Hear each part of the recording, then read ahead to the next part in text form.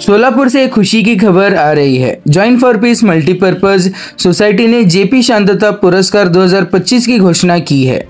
यह सम्मान सामाजिक, धार्मिक और लोकहित के कार्यों में महत्वपूर्ण योगदान देने वाले व्यक्तियों को प्रदान किया जाता है।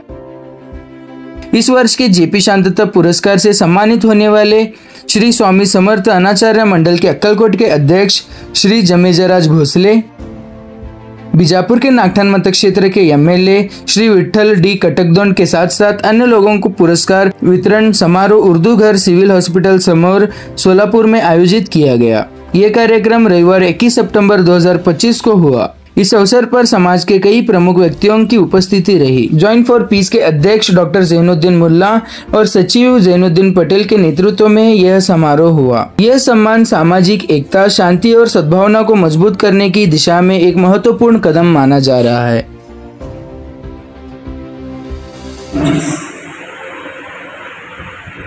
मंचवर उपस्थित join for piece multipurpose society Solapur Shri अध्यक्ष जैनुद्दीन मुल्ला,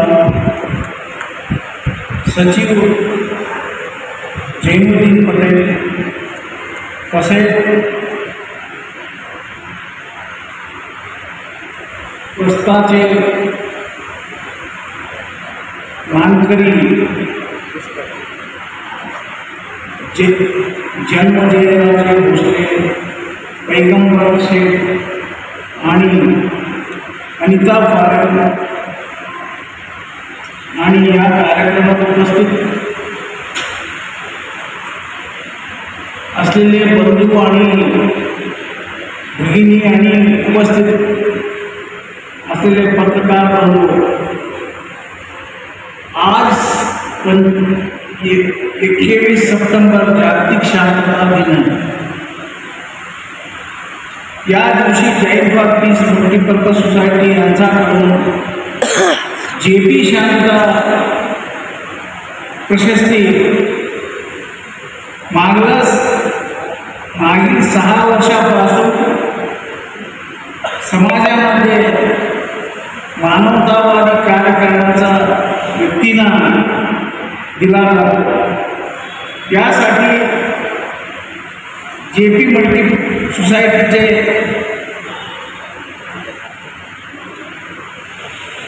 माझ्याकडून अभिनंदन करतो। सामाजिक, राजकीय, धार्मिक, वृक्ष संवर्धन स्पर्धा, परीक्षेसाठी मार्गदर्शन करणे तसेच समाजाच्या कार्यासाठी जेपी मल्टीपर्पज सोसायटीचा मोठा मनाचा वाट आहे। असेच कार्यक्रम जेपी मल्टीपर्पज सोसायटी कर्नाटकमध्ये सुद्धा कार्य करू शकते। यासाठी लागणारी सरकारी मदत मी करीन, याची मी हमी देतो। अशाच प्रकारे ये संस्थेची दिवसेंदिवस अभिवृद्धी होत जाऊ दे, ही माझी प्रार्थना आहे। ऑलरेडी मी डॉक्टर चव्हाण, बागवान सर्वे सोसायटीसाठी काय केलं तर ऑलरेडी आपल्याला माहीत असेल। सन्मान्य डॉक्टर ये मल्टीपर्पज जेपी मल्टीपर्पज सोसाइटी के जो अध्यक्ष है ते बोलते समय बोले की नाही आम्ही काय ना प्रशस्ती नाही दिलं ना देव दिला आहे म्हणून बोले, माझ्यासाठी बोलले।